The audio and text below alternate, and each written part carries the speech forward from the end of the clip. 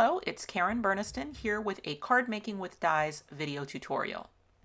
We were invited to participate and to sponsor some prizes for the Cat Scrappiness blog hop, which is benefiting the Coffee Oasis, which is a wonderful youth outreach charity located in Washington State. The prizes that we have donated are 2 sets of the 2 dies used in today's video. So those are the Spinner Square pop-up and the Snowman, and you can check out all of our die designs at karenburniston.com. My last video showed this technique, and in those examples I used the tag book to die cut the card. But for today's video I'll make a snowman version with a card that I cut by hand. That allows me to change the size. And that size is 3 3/4 by 6 when folded. So you need to start with a piece of cardstock that is 3 3/4 by 12 inches scored in the middle for folding. First, I'll slide the open ends of that folded card into the largest square die from the Spinner Square pop-up die set, making sure that it's centered, and on a diagonal, I will roll that through my Big Shot machine, and that will make the outer ends tag-shaped. Then I repeat that process with the same die and the fold end of the card, and this time I want much smaller triangles to be cut off of that end. And now I have that tag-shaped card. Sticking with my Spinner Square die set, I'm going to open the card, measure 1 inch off of the center line, and place the edge of the scalloped square die, holding it in place with some temporary tape while I roll that through my die cutting machine. And you can use any die cutting machine that can accommodate a wafer thin die. Next, I put some thick white cardstock onto some score tape and die cut about 10 of the small snowflakes from the Snowman die set. And then I just placed those snowflakes in a random pattern all over 2 cutting pads for my die cutting machine. So now I will put 1/2 of my card in between those 2 cutting pads, just making sure that the snowflakes are against the paper on both sides. It's just my regular sandwich in my machine, but I did add another piece of a thick white cardstock to the stack just to give it even more pressure. And what will happen is that all of those paper snowflakes will then deboss into the tag. And you can see it there on this side of the card as well as on the back, since I had both cutting pads with snowflakes on them. And since I used score tape, I'm going to loosen up that adhesive using a heat tool. And while it is still hot, I can go in with just a paper piercer and get those snowflakes lifting up, peel them right off. The cutting pads are perfect again. And as I peeled them off my cutting pads, I just went ahead and added them to my card. The spinner die from the Spinner Square pop-up has 2 great assembly videos. So if you need to see this process in more detail, you can definitely go check those out on the product page.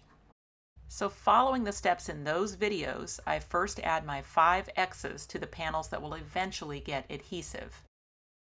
For my second spinner, I only need 3 X's because I do plan to remove this upper platform entirely.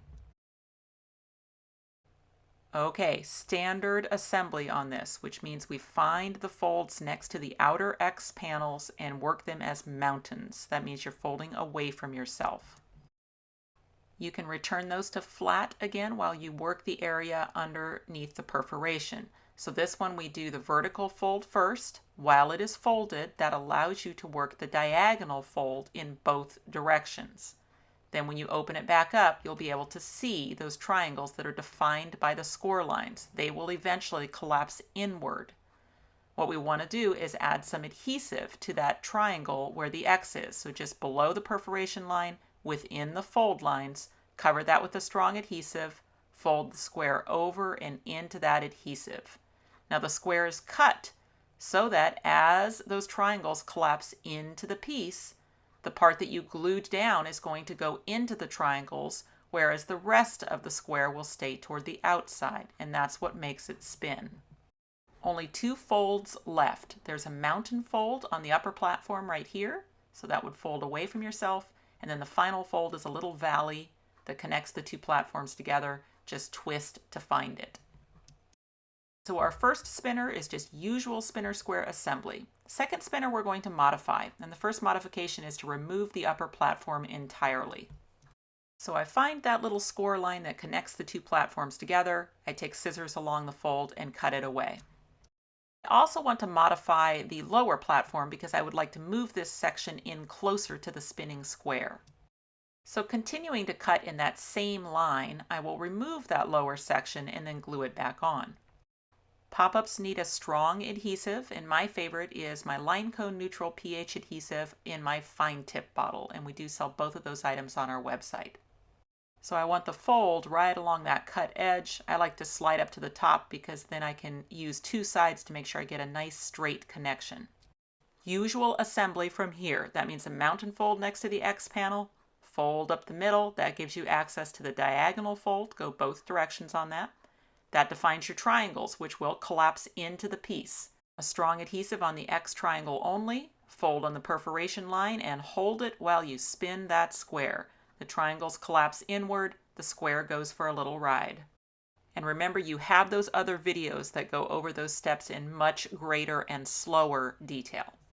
Let's take the full spinner and get it into its closed position. Right now I can see all four X's. First thing I want to do is engage this little zigzag fold, and that will actually collapse down the upper platform to where these ends now line up. Okay, over here, let's make this X disappear. We're going to pull it to the back. That will spin the square. So this represents the closed position to the mechanism. You place it on the right side of the card where the ends of the X panels end up directly in the fold of the card. Now that can go anywhere along the fold, but we're putting two spinners and this is our lower one, so we would want to move that down to where it's close to the bottom of the card.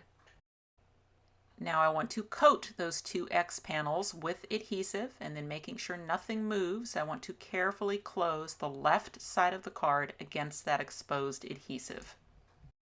And then just giving it a second for my glue to set up, I will open the card, and what has happened is those X panels are now attached to the card on the left side of the fold.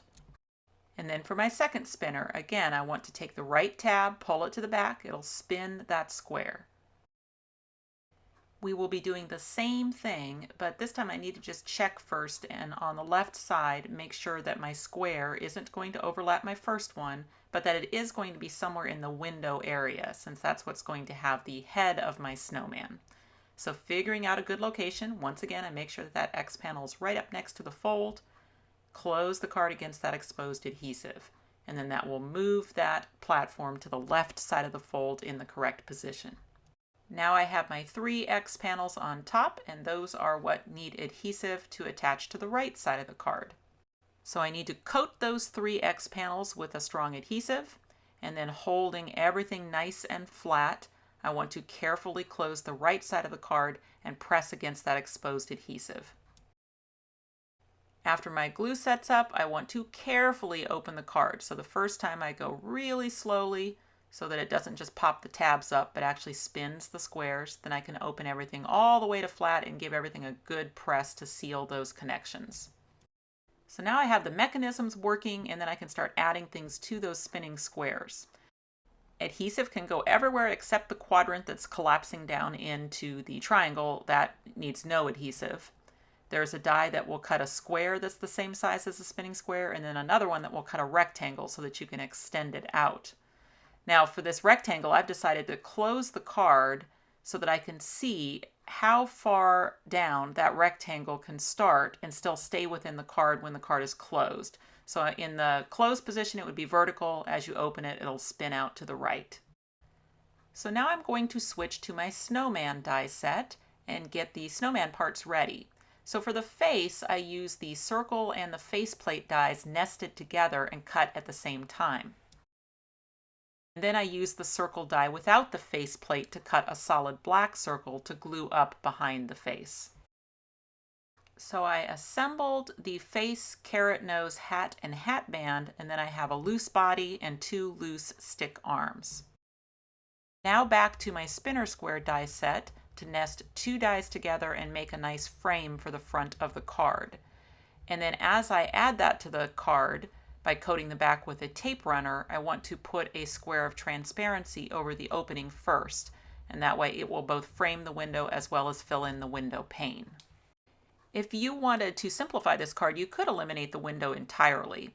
I use windows in motion cards a lot of the time because I think it's just fun to be able to see something in the closed position that then moves as the card opens. But it would also be a really impressive card without the window. And he looks pretty cute peeking in from the side like that. And then as you open it, then it will rotate. And then for adding the body piece to the lower spinner, I'll use pop dots for that. Now, I like to test this before I really press it down and just see if I need to move it. It looks like it needs to go to the right. And actually, I know that for sure because as I close it, it sticks out the bottom of the card. So I'll just pick that up and move that over. And then another pop dot at the top of the body can hold the scarf on. So that's just a piece of ribbon with a knot in it and the knot pressed into the pop dot. And then I just need to make sure I tuck that behind the upper spinner before I close the card. For one arm, I'm going to put the glue on the corner of the upper platform and then press that stick arm to it so that it actually is not attached to the snowman, but one of those many parts that just all come together as the card opens. And then I just finished him out with another arm and some enamel dot buttons, and then I just added a snowdrift underneath him. And then I just embellished with some glittery snowflakes and a stamped greeting. And for additional decorations, just a couple strips of glitter paper. I have some glittered snowflakes, a frame on the inside window. I made hole protectors using that same circle that's in the snowman set. The finished card measures 3 3/4 by 6 when closed, so that'll fit nicely in an A7 envelope for mailing. And I think this is just a really fun technique, this idea of a double spinner. There's just so many things you can do with it. Thank you also to Cat Scrappiness for organizing this blog hop. It is for a wonderful cause. Thanks for watching. If you click on the website link, you'll go to KarenBurniston.com where you can find out information about purchasing these dies as well as links to all my other social media accounts. You can subscribe to this YouTube channel and check out some of my other videos. Thanks so much for watching, and I'll see you next time.